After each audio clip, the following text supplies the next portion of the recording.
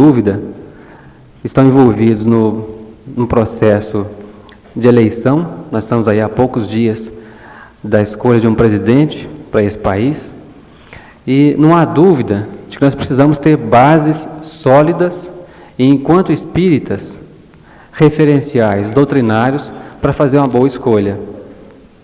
Espiritismo e política tem muito a ver uma coisa com outra.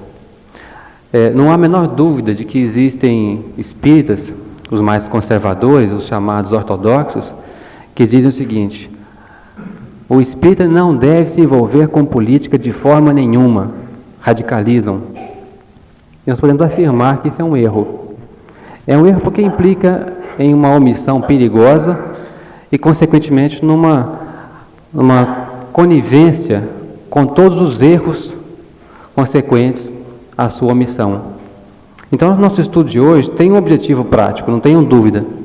A ideia é que nós saiamos daqui com referenciais doutrinários espíritas, de acordo com a ética espírita, para que aqueles que votam, os que estão acima de 16 anos, esses usem essa prerrogativa, enquanto eleitores, para que possamos escolher o presidente mais adequado dentre os que estão aí se dispondo a governar o país daqui para diante. É com certeza, uma tarefa muito dura. São criaturas que estão muito mais em fase de provação do que em uma missão, dada a situação do país.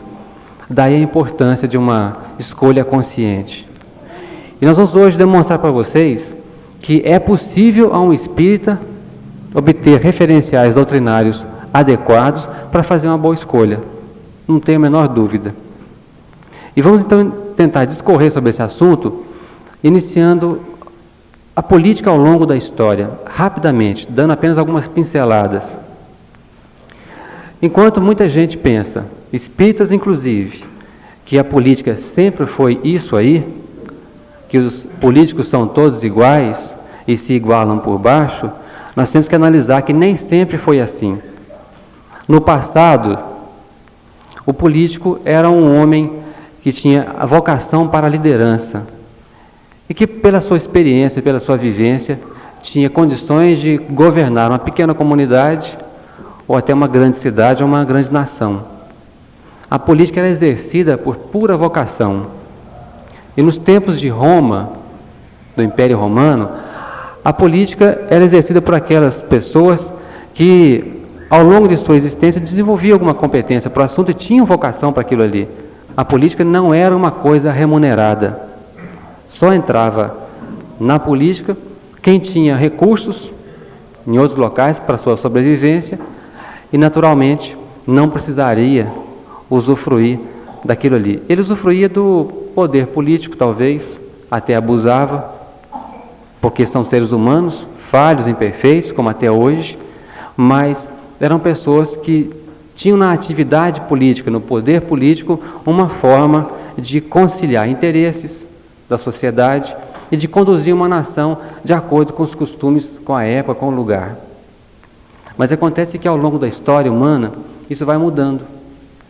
Nós vamos observar que essa política exercida por vocação no passado vai cedendo seu lugar até o surgimento dos políticos profissionais, os políticos carreiristas.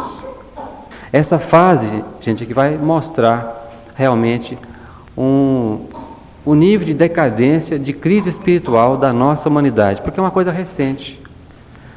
Nós podemos afirmar que o carreirismo político vai surgir de uns 60 anos para cá, talvez menos, enquanto que no passado era mais para aqueles que realmente tinham interesse. Isso porque, no passado, até o começo do século XX, só existiam dois caminhos de ascensão social.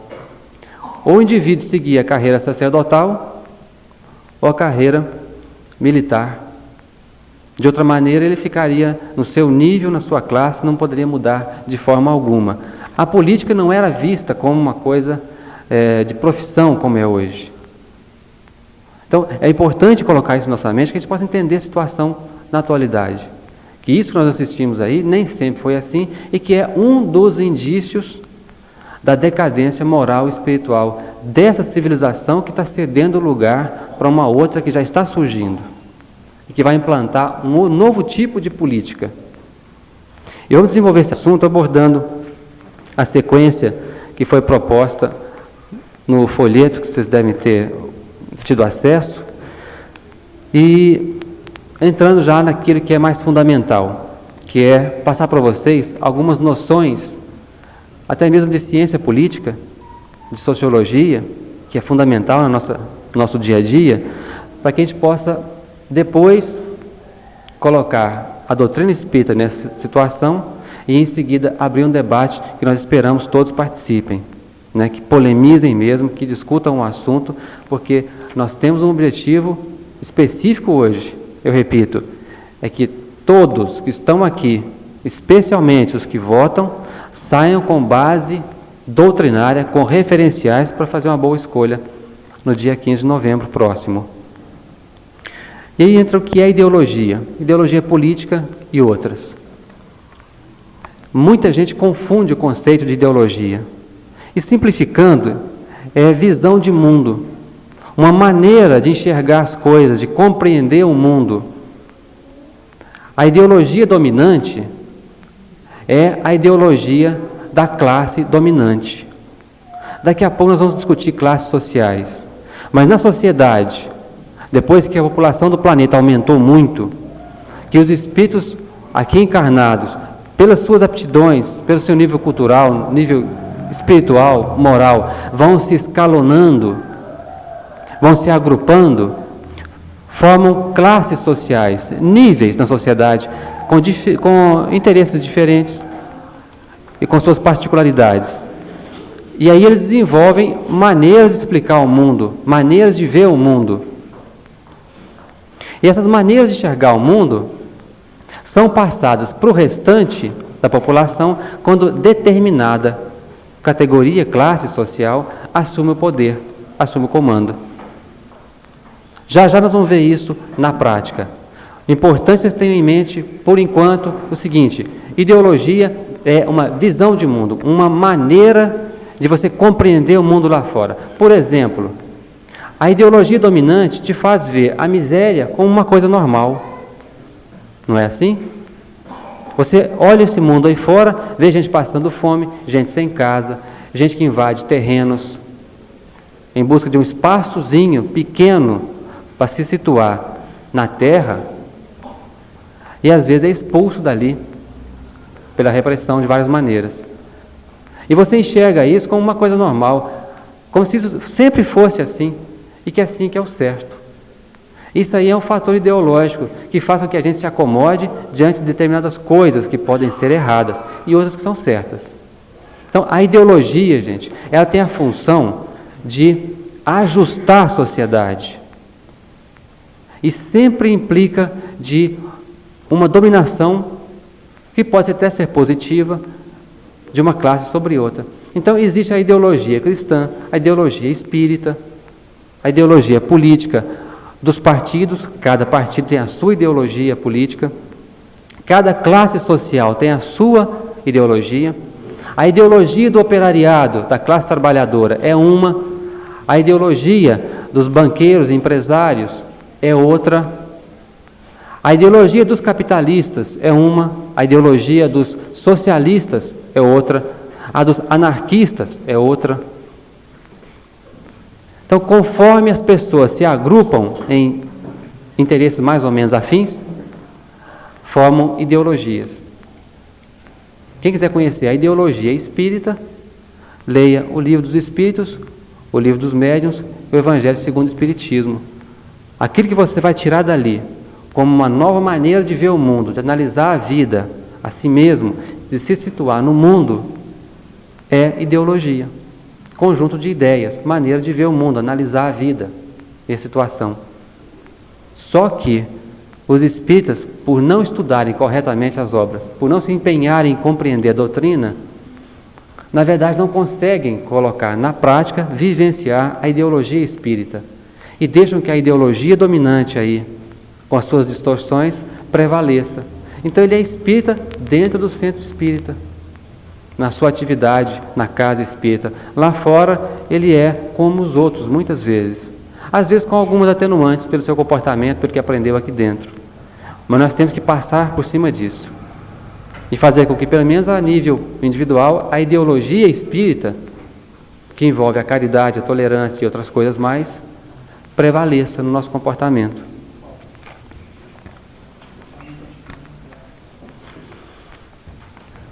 Em seguida, entra no assunto que também é de grande importância para a gente. O que são e por que existem classes sociais? A ideologia do socialismo, nos moldes do século passado, na visão marxista e de outros teóricos dessa linha, tentou estabelecer uma sociedade sem classes, uma proposta. A gente vai voltar a isso depois com mais detalhes. Só que, por não entender que os espíritos, tendo aptidões diferentes, tendências diferentes, tendo vocação, tendo suas prerrogativas também pessoais, o seu livre-arbítrio, não tem como ser comprimidos numa classe só. No mínimo, a nível de pensamento, existe uma hierarquia. Assim como existe uma hierarquia na burocracia terrena, existe uma hierarquia na espiritualidade, em que o mais sábio conduz o menos sábio, sucessivamente até o mais ignorante. Isso acontece também a nível de sociedade. Daí surge uma consequência óbvia. A sociedade terrena, ainda primitiva, nosso planeta de expiação e provas, não tem como evitar a sociedade classista por enquanto. Por enquanto. As classes sociais ainda existem. E nós estamos exercitando várias ideias novas para que a gente possa, depois de nos tirar de nós mesmos todos os resquícios de egoísmo mais intenso, passar para uma fase superior que está chegando por aí, em que essas diferenças tão grandes nas classes sociais vão desaparecer. Por quê? Porque os espíritos, vocês já sabem, que permanecerão sobre a Terra no terceiro milênio, serão já mais afins em termos de suas ideias.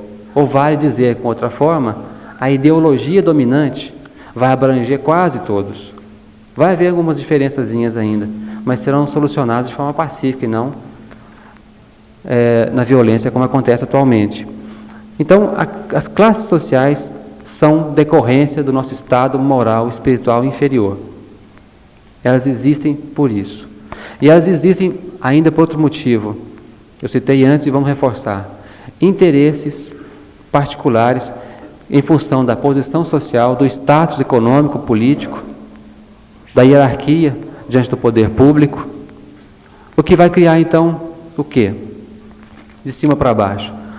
Os ricos, os arquimilionários, com a sua visão de mundo, alheios à miséria geral, e vai descendo, passando por o que se chama de burguesia, de um modo geral, várias classes intermediárias, profissionais liberais, a classe política, que na verdade é só uma categoria, vamos descendo, passa pelos militares também, até chegar ao operariado qualificado, ao operariado desqualificado, ao Zé Ninguém. Aquele que não tem preparo, às vezes. Então a sociedade vai se escalonando de alto a baixo, em função das suas particularidades, daquilo que torna uma pessoa amiga de outra, porque tem ideias semelhantes. Pelo mesmo motivo nós estamos aqui dentro hoje, inicialmente por termos a mesma crença, eventualmente alguns não devem ser espíritas, estão participando conosco, e em segundo lugar, em função de um assunto. Há uma semelhança de interesses. Daí esse grupo reunido aqui hoje para estudar essa questão. Classes sociais, então, minha gente, ainda existe, deverá existir por mais algum tempo, na forma que nós conhecemos, até que, superada essa fase, prevaleça a hierarquia moral, e não a hierarquia burocrática, a hierarquia da força, a hierarquia do poder, a do status econômico e outros. Deu para entender? Se alguém não compreender alguma questão desses elementos que nós estamos passando, pode perguntar, porque fica difícil na hora de um debate, depois que a gente abrir o assunto a nível de doutrina espírita, se não tiver bem claro esses conceitos fundamentais. Outro assunto interessante, que está na cabeça de muita gente e gera uma confusão tremenda. O que são partidos de centro, partidos de direita, partidos de esquerda, centro-direita, centro-esquerda e vai gerando uma confusão danada, não é isso? Existe uma explicação muito simples. Historicamente é o seguinte: na França, no período da Revolução Francesa, o rei, numa espécie de parlamento, se sentava numa posição intermediária e tinha ao seu lado direito o clero e a nobreza. À sua esquerda, os representantes do povo. Ele ficava no meio, ali. Era o centro. Ele dava solução às pendências de um lado e do outro. Ou pelo menos procurava dar solução. À direita, o clero e a nobreza, com todas as benesses, com todas as mordomias, usando a palavra atual, né? Usufruindo de tudo que os impostos pagos pela classe trabalhadora oferecia para eles. Então, defendiam os seus interesses de classe, que eram seus castelos, as suas festas, seus cavalos, suas carruagens, suas viagens ao exterior, todas as suas prerrogativas, aqueles que eles achavam que era um direito deles, porque tinham sangue nobre. Uma coisa que nós já sabemos que é absurda, não é? E à esquerda, os trabalhadores, os camponeses, os artesãos, os pequenos comerciantes, com também seus interesses. O que eles queriam, os da esquerda? Que os da direita do rei dividissem com eles, que houvesse redução de impostos, facilidades para a vida do povo, mais comida, mais casas, mais transporte, menos inflação. Se alguém pensa que inflação é coisa nova, vai ver os livros de história e vai ver que isso aí é tão velho quanto a humanidade, nem merece tanta atenção. Tá? A gente vai voltar a esse assunto daqui a pouco também. Então, daí surge a expressão partidos de centro, direita e esquerda. O que seria então um partido de direita? É um partido de elite. É o partido que defende interesses da classe rica. São partidos que defendem interesses de banqueiros e empresários nacionais e internacionais. O que seria um partido de centro?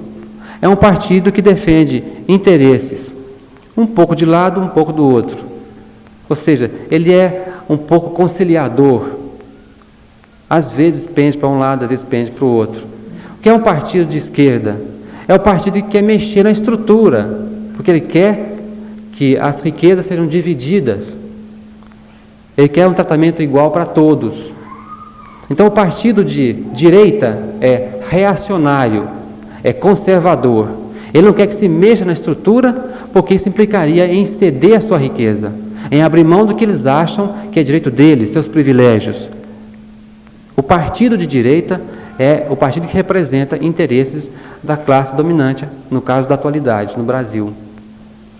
O partido de centro, então, é essa situação do conciliador, e o de esquerda seria o revolucionário, o que quer mexer na estrutura pela base, quer modificar tudo, de forma a reformular a sociedade de alto a baixo. Com que objetivo? Teoricamente, distribuição mais justa de rendas, de oportunidades, de emprego, de tudo. Deu para entender o que seria isso? Então nós vamos daqui a pouquinho também ver, dando nome aos bois, né, o que seriam os partidos de centro, de direita e de esquerda, no caso do Brasil de hoje, para que a gente possa situar melhor a nossa discussão. Mas vale lembrar, gente, que essas posições lembram o que nós falamos ontem, falamos um pouco antes, a questão dos interesses dos espíritos envolvidos, aquilo ali. Quando uma pessoa nasce, renasce, reencarna na classe rica, é por necessidade ou opção, a fim de progredir. Ali ele fica ligado a interesses e recebe uma educação que o faz agir daquela maneira. Assim como quem nasce na classe operária e vai passar seus apertos ali, às vezes, também em função do seu progresso. Nós sabemos que ao longo da história humana, as posições se alternam muitas vezes. E nós observamos pessoas que hoje, sendo operários, têm um comportamento aristocrata e empresários que têm um comportamento bastante simples, de vida simples. São criaturas que trazem um comportamento de vidas anteriores. Então não vamos começar a rotular também de forma incisiva, dura, pela posição social ou pela situação econômico-financeira da pessoa. É muito perigoso fazer esse tipo de rotulação. É preciso compreender o fenômeno no seu conjunto, como uma coisa própria do tempo que nós estamos atravessando e da situação da Terra na atualidade. Até esse ponto da nossa conversa, deu para acompanhar sem problemas? Então vamos progredir nisso aqui. Política e ética espírita. Aqui já começamos a entrar numa situação que é de interesse mais para nós mesmos.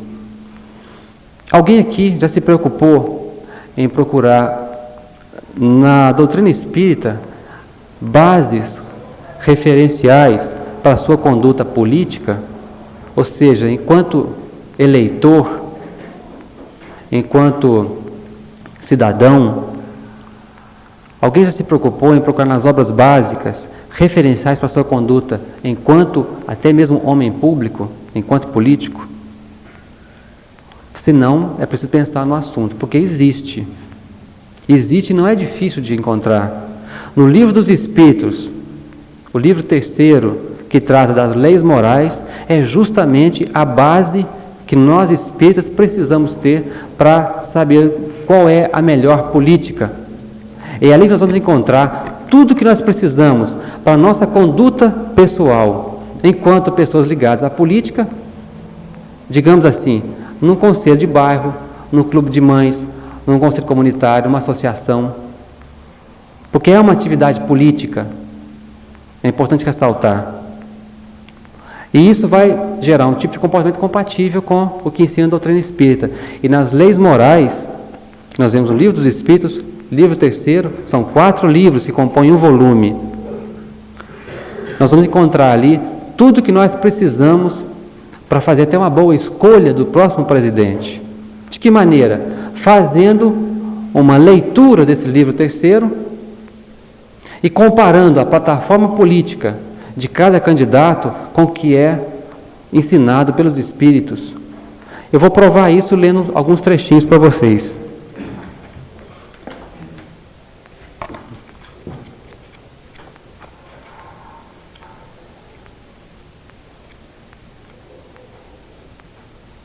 Realmente, para aqueles que esqueceram, né? As leis morais tratam da lei divina ou natural, a lei de adoração, e aí entra naquilo que é mais importante para nós, lei do trabalho, que trata da necessidade do trabalho, limite do trabalho e do repouso, vem a lei de reprodução, lei de conservação, lei de destruição, lei de sociedade, muito importante, porque ela trata da necessidade da vida social, vida de isolamento, voto de silêncio e os laços de família. Tudo isso aqui implica até legislação apropriada. A lei do progresso é fundamental. Estado natural, marcha do progresso, povos degenerados, civilização, progresso da legislação humana, influência do espiritismo sobre o progresso. E aí vem o que eu pessoalmente considero mais importante, lei de igualdade, que vai tratar da igualdade natural, desigualdade das aptidões, desigualdades sociais, desigualdade das riquezas, provas da riqueza e da miséria, igualdade de direitos do homem e da mulher, igualdade diante do túmulo, que todos nós seremos iguais no túmulo. E prossegue com a lei de liberdade, lei de justiça, de amor e de caridade e a perfeição moral. Observem que algumas dessas leis, e são leis emanadas do próprio Criador, não mudam, elas prevalecerão sobre tudo, só as leis humanas é que terão que mudar com o tempo. Aqui nós encontramos o que nós precisamos, não tenho a menor dúvida, para estabelecer referenciais e fazer uma boa escolha de um presidente da República, de um vereador, de um prefeito, de um senador, seja qual for o cargo, porque pelos próximos anos, nós teremos todos os anos que votar. Pelos próximos 4 anos, nós teremos que ter manifestação, atuação política em nossa sociedade. Então vamos ver, no caso da lei de igualdade, alguns trechinhos sociais que eu mencionei anteriormente. A desigualdade das condições sociais é uma lei natural? Questão 806 do Livro dos Espíritos. Não. Ela é obra do homem e não de Deus. Essa desigualdade desaparecerá um dia?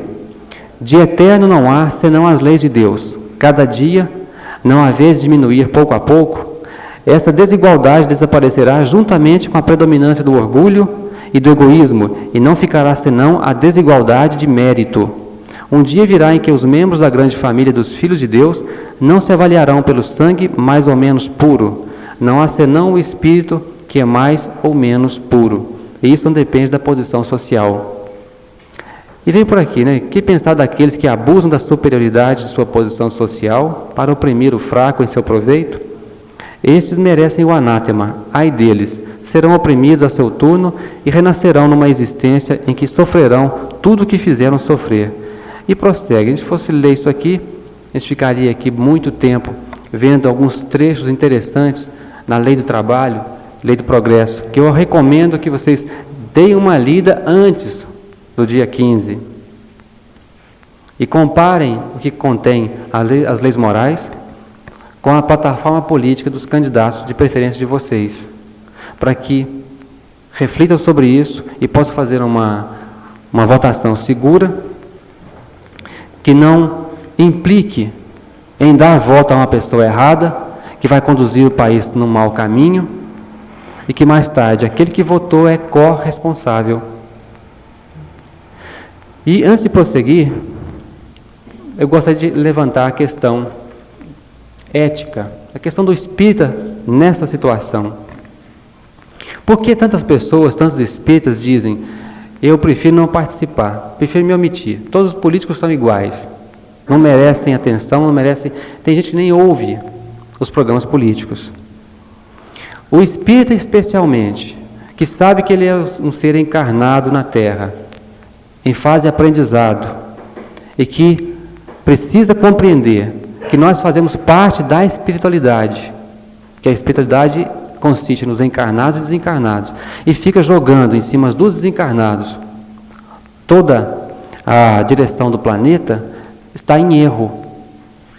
Quando você não vota, quando você não escolhe e você se omite, você participa dos erros consequentes. Se você vota certo, você ajuda o progresso de um país, da nação. Se vota errado, é co-participante das consequências que vierem depois. Ninguém se iluda com relação a isso, não. Deus é justo. Jesus disse que não cai um fio de cabelo sem que Deus não saiba. Eu não tenho dúvida que essas questões também que envolvem nosso comportamento diário, nossa vida em sociedade, tem mais importância que o fio de cabelo que cai. Daí a importância, a seriedade do estudo da doutrina espírita nas leis morais, para fazer uma boa escolha, não só no dia 15, como também nas próximas eleições. Isso em função de que a omissão é crime. Para quem não sabe ainda, a pessoa, o espírito paga, gente, é punido pelo mal que fez e pelo bem que deixou de fazer. Então, se você se omite num momento como esse agora, e o país toma um rumo que não é o adequado, aqueles que se omitiram são também responsáveis. E esses, menos do que os outros, não poderão reclamar de coisa nenhuma. Assim como aqueles que votaram nos atuais governantes e se acham que eles não estão correspondendo, que se calem, porque se votaram neles. Aí entra a questão da ignorância política, da falta de reflexão. Por que não pensar na política? Por que o espírita, às vezes, embarca nessa visão que eu mencionei anteriormente, dos ortodoxos, dos conservadores, que acham que o espírita não pode se envolver com política, e não pensam no assunto? Nós somos cidadãos da Terra ou da Lua? Nós estamos encarnados ou desencarnados? Nós sofremos ou não sofremos os reflexos da atuação política desses governantes? Sofremos. Então, temos que participar. São seres humanos que dependem, inclusive, do apoio do seu eleitorado. Então, nada justifica a omissão do espírita. Muito menos alegar que tudo está nas mãos de Deus, Ele é sábio, é onipotente e guia a humanidade no caminho do bem. Está certo tudo isso. Mas nós podemos acelerar ou retardar a marcha do progresso. Aquele que retarda está em erro. O que ajuda no progresso é o que está certo. E cada um recebe aquilo que merece. É cada um segundo suas obras. Daí a gente ressalta a importância da participação política, sim.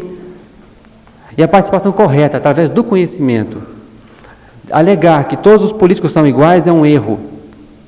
Existem boas pessoas, bem intencionadas. Esses não fazem, às vezes, mais do que nós vemos, justamente porque não recebem apoio à omissão. É preciso considerar questões culturais, que eu bem sei, de que o nosso povo está agora amadurecendo politicamente, que nós saímos de uma fase de tirania, que o povo precisa aprender a convivência política. A palavra democracia é muito vaga, significa coisa nenhuma na atualidade, tanto quanto a palavra amor se presta a tantas coisas.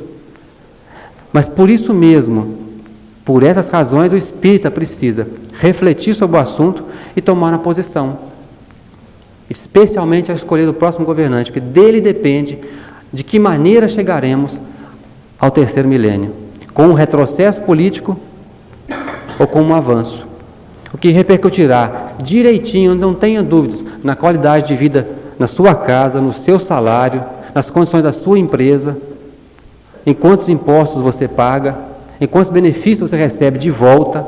Então, se você se omitir agora, não se queixe depois. Tá certo? Partidária e participação é o tópico seguinte, o cidadão espírita. Qual seria a forma mais adequada do espírita participar da vida pública? Os amigos espirituais, Emmanuel e outros, jamais desaconselharam o espírita participar da vida pública. O que eles ressaltam é o seguinte: na atualidade, não há nada de mais mundano, mais terra-terra, mais materialista do que a vida pública como político.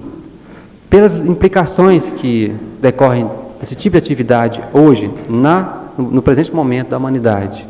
Daí, desaconselha-se a vivência política mais direta, a política partidária, a militância política partidária.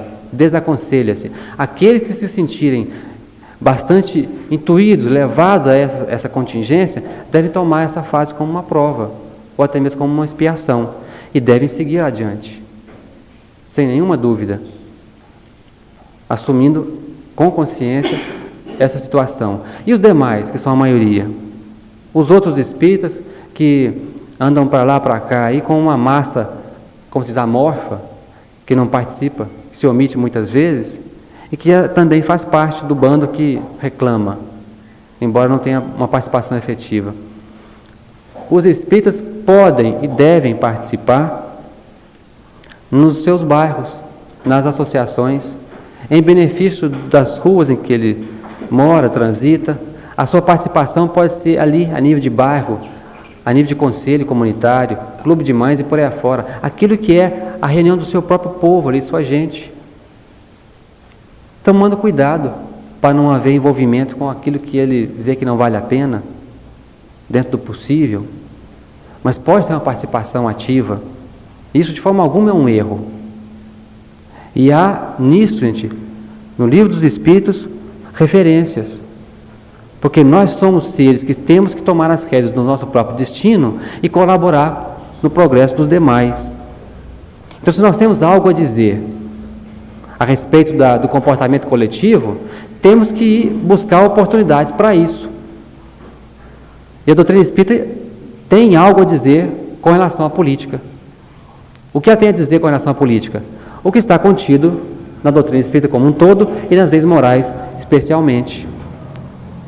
É aquilo ali que nós temos que levar para esses locais, ponderando a conveniência de certos comportamentos e a inconveniência de outros. Essa é a participação adequada. Não quer dizer que todos são obrigados a isso, não, mas quem é que não é convidado, às vezes, a participar no seu conselho comunitário, de uma reunião, dar a sua opinião, se é sobre calçamento da sua rua, eletrificação, água, esgoto, se é problema da escola, da falta de creche? Por que continuar nessa postura paternalista de aguardar tudo do governo? Tudo é a prefeitura, tudo é o Estado, tudo é o governo federal que deve fazer. O governo pai jamais existiu.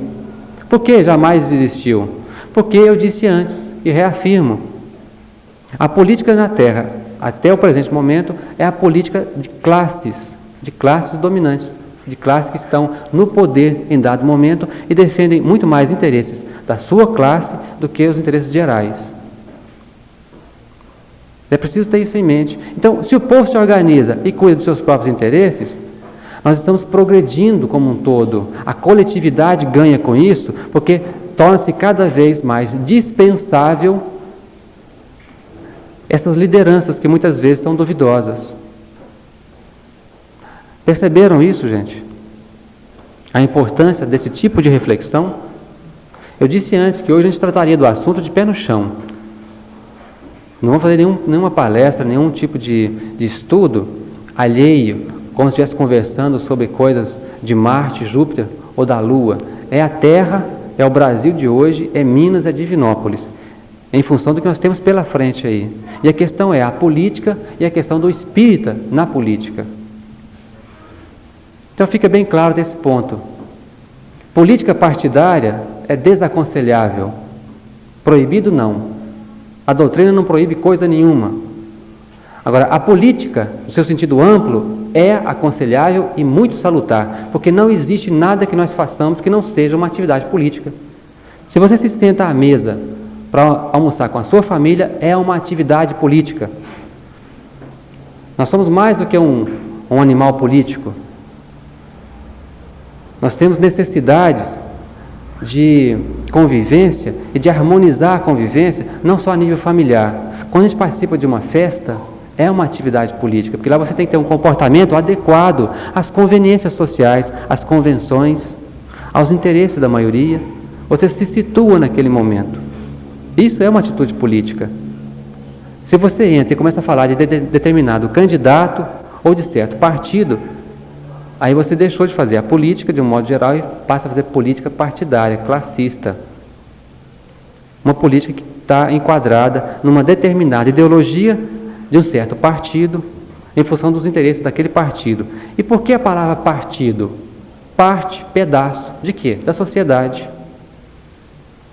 Daí a palavra partido. É a sociedade partida em pedaços, cada pedaço com seus interesses. Ou vocês acham que o interesse do banqueiro, o dono do banco, é o mesmo interesse do bancário, o trabalhador no banco, do comerciante e do comerciário, hein? Do industrial e do industriário, do dono da empresa? Os interesses são diferentes. O interesse de cada pessoa está em função da sua posição momentânea na Terra e na classe que ele pertence naquele momento. Ele vai lutar, gente, porque isso aí é um impulso, um instinto de conservação, vai levá-lo a agir em função da defesa dos seus interesses pessoais. Ele se organiza a nível de classe para ficar mais forte e lutar por aquilo ali. Daí as classes sociais. E desse atrito que existe entre as classes sociais, essa, às vezes até guerra que surge, não só ideológica, às vezes ela sai realmente para nível físico, ela também é que resultará em progresso. Porque esse atrito constante leva ao aprendizado mútuo e até permite uma certa mobilidade na sociedade. Está ficando muito complicado isso? Hein? Pelo menos acenem sim ou não. Assim, essa parte inicial ela é um pouco até tediosa, cansativa, mas é importante, porque essas noções muita gente não tem. E a gente está passando da forma mais simples possível. Mas são conceitos básicos, fundamentais, para que a gente possa se situar na sociedade. Então, vamos fazer um pequeno resumo que foi dito até agora, para a gente poder analisar um pouquinho a política do futuro depois, e aí a gente prossegue. Pois não, Zé Amaral? Amaral pergunta se existe uma pessoa apolítica, se é possível um comportamento, né, Zé Amaral, totalmente apolítico, ou seja, sem nenhuma conotação política. A resposta é categórica: não, é impossível. Nem aqui no mundo físico, nem no mundo extrafísico é possível uma atitude apolítica. Política é polis, é cidade, é sociedade, é a vida em sociedade. Você pode ter uma vida talvez apolítica se saltar de paraquedas lá na Amazônia e viver lá no meio dos bichos. E ainda assim terá que ter uma política de boa convivência com eles, se quiser sobreviver. Ainda assim terá que ter uma certa política com a bicharada, se quiser continuar vivo. Quer dizer, não tem jeito. Você vivendo com outros homens, se tiver mais de um, você e mais um, já tem que haver política de boa convivência, política de boa vizinhança. Não tem jeito de se estabelecer um comportamento apolítico. Quem imagina isso está em erro, precisa refletir sobre o assunto.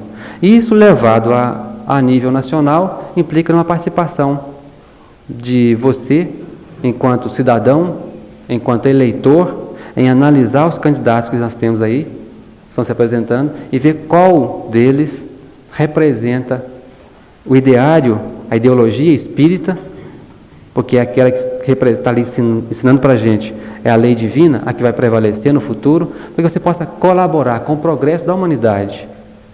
Não só com seus interesses de classe, não. Porque aqui dentro tem operários e patrões. E cada um vai votar num candidato do seu interesse para manter os seus privilégios. O espírito que faz isso continua deixando o instinto de conservação, para não dizer o egoísmo, né?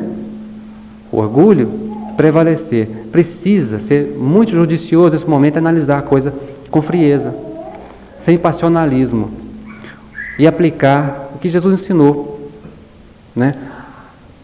Que, colocando em palavras diferentes e numa linguagem do nosso assunto de agora, que seria verificar o interesse social, o interesse da maioria, que deve prevalecer sobre o interesse individual. Tá certo? E vendo então, gente, a questão da política ao longo da história, nós colocamos que ela nem sempre foi assim. E como ela se encontra hoje na humanidade, é um reflexo da civilização decadente em que nós estamos vivendo. A ideologia é uma visão de mundo. Cada pessoa tem uma ideologia em função da cultura que recebe, da educação que recebe, da classe social a que pertence, do seu status econômico, financeiro, cultural. Ele desenvolve uma ideologia própria, do seu nível. As classes sociais existem, ainda existirão por mais algum tempo, porque há uma mistura muito grande de espíritos encarnados no nosso planeta, no Brasil inclusive, com interesses diversos, aptidões diversas, vocações diversas. E essas classes sociais são o agrupamento de espíritos com interesses afins, defendendo interesses particulares, interesses de classe.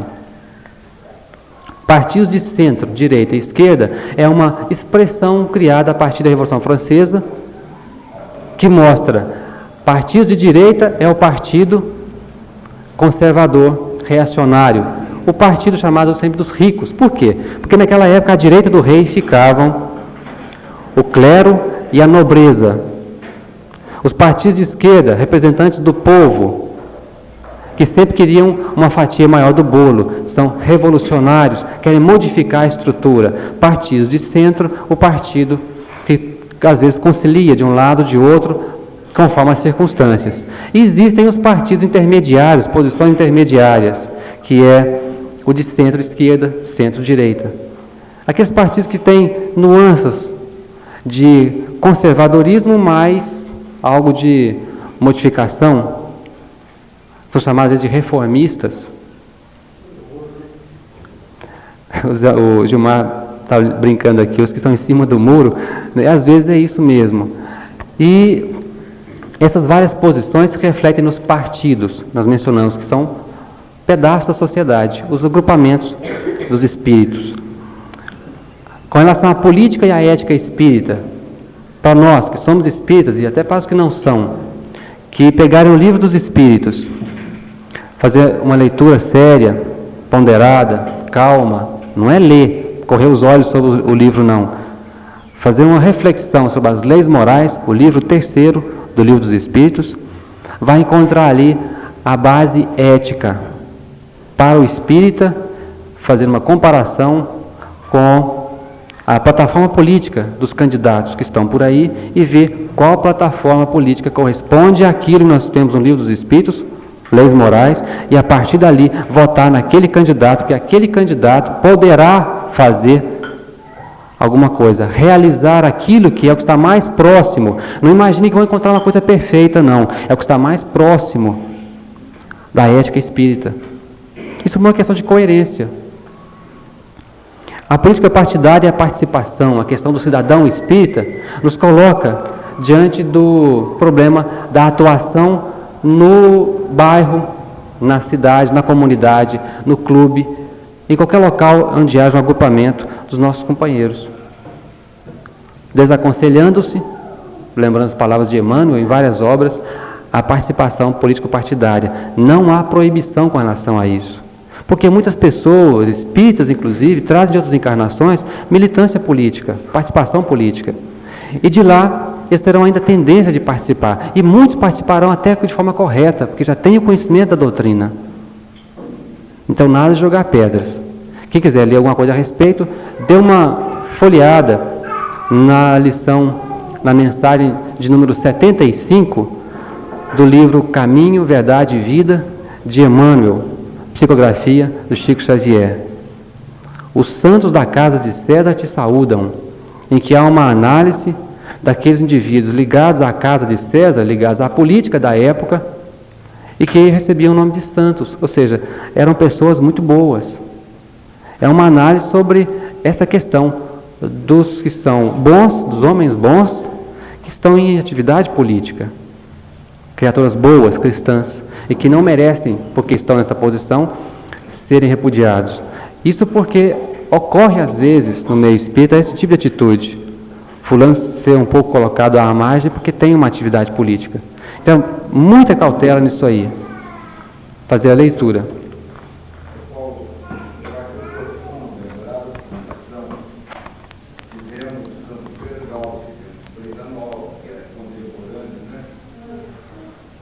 Vários espíritas, ao longo da história do Brasil, tiveram realmente participação política, e muito boa.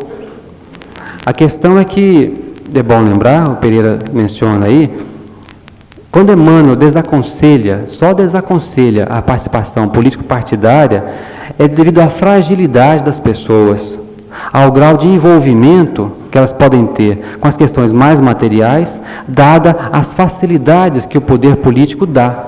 Que o poder político traz sempre um poder também econômico e um poder de influência de opinião pública e tudo mais, que o indivíduo pode ou não fazer mau uso, o que não quer dizer que isso vai acontecer. É apenas uma advertência, não uma proibição. Isso, é uma advertência, é um lembrete. E muito específico, né, Pereira? Porque Emmanuel menciona isso agora, na atual conjuntura.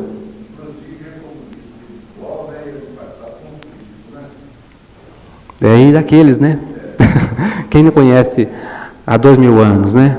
Em que Emmanuel foi um senador romano e teve uma atuação política, pelos padrões da época, muito importante. Pelos padrões morais que ele próprio hoje defende, completamente absurda. Que hoje, tranquilamente, ele repudia o comportamento anterior dele.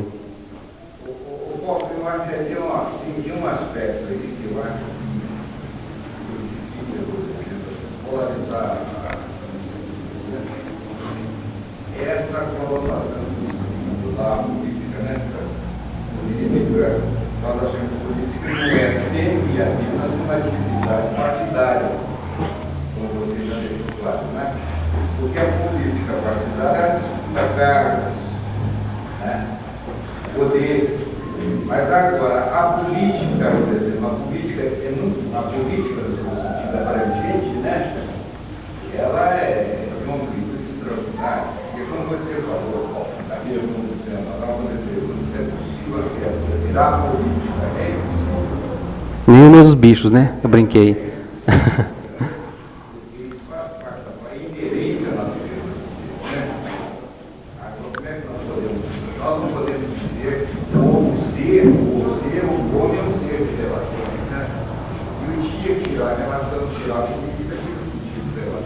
Inclusive a lei do progresso ficaria entravada, Pereira, se o indivíduo se isola da comunidade. Por mais que ele sofra na comunidade, na família, se ele se isolar da família para evitar o sofrimento das comunidades, porque não concorda com o partido que está no momento no poder, e se afasta de tudo, ele entrava o próprio progresso. Quer dizer, não resolve o problema, nem dele e nem da comunidade. Aí o que se exige, se aconselha pelo menos, é uma participação política no sentido amplo. Atendimento às necessidades coletivas. Justamente. A política do espírita seria essa política colocada nessas palavras. O interesse coletivo da maioria. O seu bairro precisa de quê? De creche? Vamos fazer o possível para conseguir essa creche. Precisa de uma rua calçada? Fazer o possível para conseguir essa rua calçada. O benefício é deles. Quer dizer, a omissão, a falta de participação, leva o indivíduo a cometer erros, porque acha que, como espírita, não pode participar. Não há em lugar nenhum das obras básicas, nem subsidiárias, proibição de participação política. Há uma advertência, um conselho de não haver participação político-partidária na atualidade, dado o envolvimento que decorre dessa atividade. Não, politiquice, politicalha, politicagem, são coisas que não nos interessam. A política, sim. Inclusive, eu coloco o seguinte, o espiritismo, pela sua natureza, é político? Só é político, gente. O espiritismo, no seu conjunto de ensinamentos, propõe uma reforma social pela base. Só quem não leu as obras entendendo, não percebeu isso. As próprias leis morais, que eu citei antes, leiam procurando esse tipo de ensinamento. Leiam o Evangelho, o legado de Jesus para nós, e vejam ali o seu lado político, afora o lado religioso. Afastem o preconceito, façam uma análise sem paixão. Vocês vão observar que a doutrina espírita, sendo o reflexo do próprio cristianismo ensinado por Jesus, aquilo que foi deixado por ele, é político, porque propõe uma sociedade nova. O espiritismo é altamente revolucionário, mexe em tudo pela base. O que nós estamos fazendo aqui agora? Conversando sobre um assunto que é muito delicado, e cada um tem as suas opiniões aí, mas que tem que atingir um nível de harmonização com base em quê? Na doutrina que nós professamos, que é o nosso cimento, o nosso elo de ligação. Dali tiramos um comportamento mais ou menos equivalente um ao outro. E podemos ser uma massa poderosa numa eleição e colocar candidato adequado em um certo cargo público, se agirmos com consciência. Então, o espiritismo, pela sua própria natureza, tanto quanto o cristianismo, é extremamente político. É revolucionário, mexe na sociedade pela base. Ele repudia o orgulho, o egoísmo, os ódios de classe, de raça, de casta, de cor, de credo. Ensina que tudo isso não vale a pena. E o próprio Cristo foi preso e condenado e crucificado por ter o seu comportamento altas conotações políticas. E isso está muito claro no Evangelho. Não por questão religiosa, que não dava a menor bola para ele, ninguém ligava a mínima de ver Jesus como um Messias, que era uma questão secundária. O problema é que ele fazia colocações perigosas para a época. Ele dizia que senhor e escravo eram iguais numa sociedade escravocrata. Quer dizer, esse homem é louco no conceito da época. Tem que pegar realmente isolado a sociedade, porque se isso pega, nós teremos revoluções de escravos. Roma tinha passado por fase de revoluções de escravos há pouco tempo. 70 anos antes de Cristo, quem não conhece Espartacus, o caso dele, em que ele movimentou 40 mil escravos e deu um trabalhão para os romanos colocarem a coisa em ordem nos padrões dele. E as revoluções de escravos vão aumentando cada vez mais, e no tempo que Jesus volta à Terra para fazer o seu ensinamento aqui, a própria sociedade romana era composta muito mais por escravos do que por romanos, por patrícios.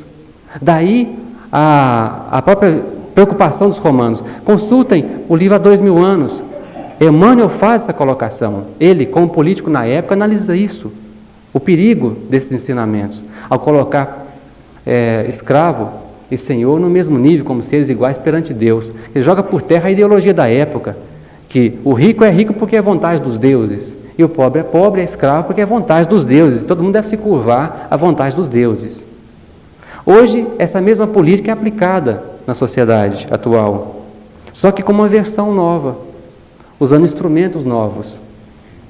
Tudo isso é passado para nós, o operário é assim, o patrão é assado, com uma visão diferente, que tem a ver muito com meios de comunicação, com você enxergar o mundo dessa maneira como coisa normal, natural, como um processo histórico. Nós temos 1000 economistas aí explicando a sociedade de tal e tal forma e não resolve o problema da sociedade. E vai por aí afora. A gente vai depois entrar nessa questão aí. E fica faltando um tópicozinho para encerrar isso aqui. A política do futuro, que já está se esboçando na sociedade moderna.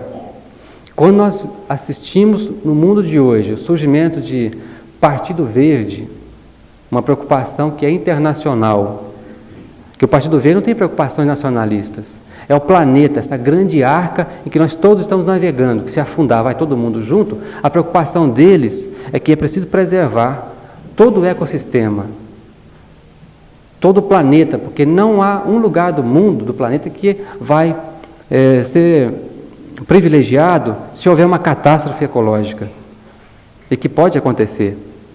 Então a preocupação deles é de uma política de conservação da natureza em função do próprio homem. Isso aí pertence ao futuro, está começando agora. Nós vemos os próprios grupos musicais, que hoje assistimos na televisão, eles fazem a defesa da paz. Eles repudiam a guerra. Quase todos esses grupos musicais têm os seus seguidores, os seus fãs, que se contam aos milhares, cada grupo, né? Nós sabemos disso. Eles passam através de suas músicas uma visão nova do mundo, uma ideologia nova. Ela é antimilitarista, que é o mais importante, o que mais chama a atenção numa análise da sociedade. Não fala do militarismo, repudia a guerra, as armas, a violência, situa a humanidade realmente como uma coisa de conjunto, em que todos são iguais, procura desenvolver sentimento de solidariedade entre os povos. Quem não se lembra do caso dos músicos dos Estados Unidos em relação à Etiópia, dos músicos brasileiros com relação ao Nordeste e outros casos aí, são experiências novas, gente, de movimentação de indivíduos de países mais ricos em função de nações mais pobres. São exercícios de solidariedade. Tem erros, tem aproveitadores no meio disso, às vezes não dá certo, como no caso da Etiópia, todo mundo sabe, não deu certo, o governo reteve aquela verba toda, porque não queria que grupos paramilitares fossem beneficiados indiretamente. Houve todo um problema naquilo ali. Estão questionando o Partido Verde, questiona até a questão de segurança atual, né? A ideologia da segurança, né?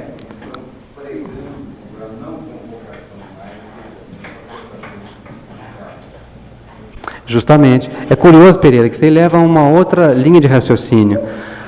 A ideologia romana, que é a que prevalece até hoje, ou prevaleceu até hoje, a ideologia da paz armada, né? Aquela velha história de se queres a paz, prepara-te para a guerra, está acabando. Essa ideologia prevaleceu no Ocidente por 2.500 anos e hoje está caindo de repente. Porque os espíritos que reencarnam na atualidade, e que hoje são os jovens, que mexem tanto com a sociedade aí, e que têm as suas músicas revolucionárias, e que repudiam a guerra, que se recusam a alistar, que são convocados, não se apresentam, se põem uma arma na mão dele e jogam ela no chão, são criaturas que estão com atitudes novas diante do mundo. A paz armada vai deixar de existir breve. A ideologia romana que prevaleceu durante tanto tempo, a sociedade militarizada, está acabando. Tudo isso indica que há uma nova política chegando por aí. A Liga das Nações foi uma experiência de uma confederação para resolver problemas militares, a nível apenas diplomático e não militar, a não de colocar os tanques em campo e o combate. Não funcionou na época, foi a primeira experiência. Surgiu a ONU, Organização das Nações Unidas, que hoje está funcionando até certo ponto, um fórum de debate onde se procura resolver problemas de natureza nacional e internacional por via diplomática, para que não se chegue às vias da violência física, da guerra. O caso das Malvinas é conhecido de todo mundo. Graças à intervenção da ONU, com tão pouco tempo, né, do problema da guerra entre a Argentina e a Inglaterra, já estão estabelecendo relações diplomáticas novamente, porque há um poder moderador em tudo isso. E já foi previsto, vários amigos espirituais mencionam em suas obras, é só ler com atenção, eu volto a dizer, que no futuro o governo político será centralizado na Terra, nesse nível, de uma confederação dos países. Nós temos, na atualidade, 172 países na Terra. E que vão, aos pouquinhos, se congregar em torno de um eixo comum para resolver os problemas a nível diplomático. Não quer dizer que vai deixar de existir governos nacionais, estaduais, municipais, não. Mas haverá uma hierarquia em que certos problemas graves, como a iminência de uma guerra, terá um local de solução.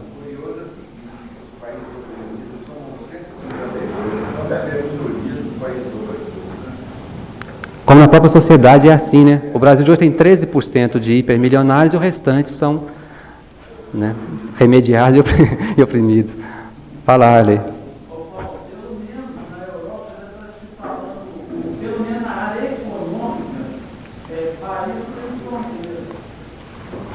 Não é só na Europa, né, Ale?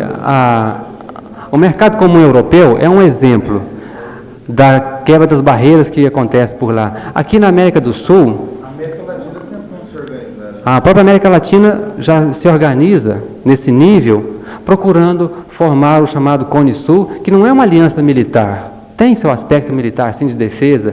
Todo mundo sabe que existe aí os acordos militares que dizem que se houver qualquer invasão a nível continental, os países deverão lutar unidos. Se houvesse uma invasão na Guerra das Malvinas, se os ingleses pusessem o pé em território argentino, o Brasil teria que mandar contingente militar para lá, dado acordos militares. Não chegou a acontecer isso. Mas tudo isso faz parte de um exercício, gente, de solidariedade. Vão havendo agrupamentos em torno de interesses comuns. E a América Latina caminha para isso. O último país latino em que ainda prevalece a ditadura é o Chile. Quantos países há 8 anos atrás na ditadura? Inclusive o Brasil, Paraguai. E vai mudando, gente. Nós estamos num processo de renovação política muito acelerado, que a pessoa que analisa com atenção percebe que nós estamos diante de uma política nova. E não é uma política partidária, é uma política de salvação planetária. É uma política que visa preservar o ecossistema, essa nossa arca em que nós vivemos, em função dos nossos interesses humanos de um modo geral, e esses espíritos que ainda insistem no nacionalismo exagerado, no bairrismo, nas guerras como forma de solução de divergências, são indivíduos que vocês podem ficar tranquilos com relação a eles. Desencarnando, irão para mundos compatíveis com o seu temperamento, sua índole. É uma questão de tempo. Não merecem tanto atenção pelo barulho que eles fazem, não.